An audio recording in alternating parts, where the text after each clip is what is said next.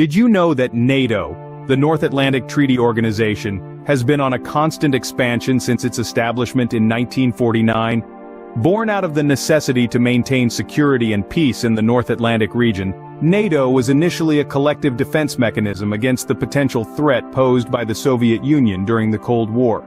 As the Cold War ended and the geopolitical landscape shifted, NATO too adapted its focus. In the post-Cold War era, NATO's mission expanded beyond its traditional boundaries, welcoming new member states from Eastern Europe and the Balkans.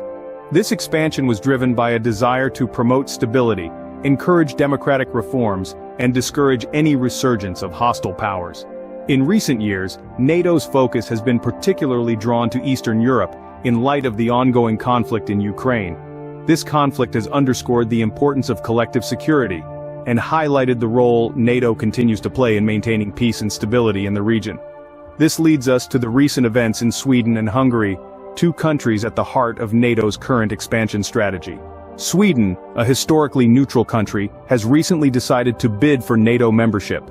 This dramatic shift in policy is largely driven by rising concerns over Russian aggression. For decades, Sweden has maintained a position of non-alignment in peacetime and neutrality in wartime. However, recent geopolitical shifts have prompted a re-evaluation of this stance. Over the past few years, public sentiment in Sweden has gradually inclined towards NATO membership, spurred by the growing awareness of the potential security threats posed by Russia. This change in public opinion has been reflected in the policy decisions of the Swedish parliament, which has increasingly voiced support for NATO membership. The timeline of events leading up to Sweden's bid for NATO membership has been marked by careful deliberation and measured steps.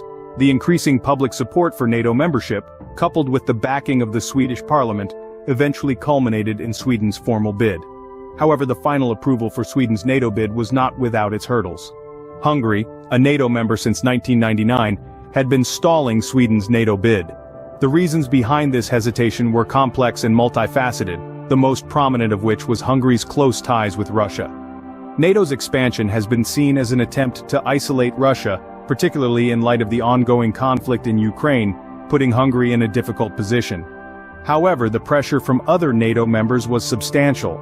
The alliance was keen on incorporating Sweden, a move seen as strengthening NATO's presence in the Nordic region.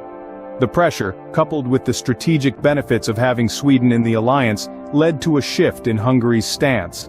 Despite opposition from the Hungarian Prime Minister, the Hungarian parliament gave its approval.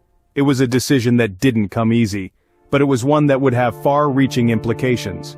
With Hungary's approval, Sweden is now set to become the newest member of NATO, a significant event in the organization's ongoing expansion.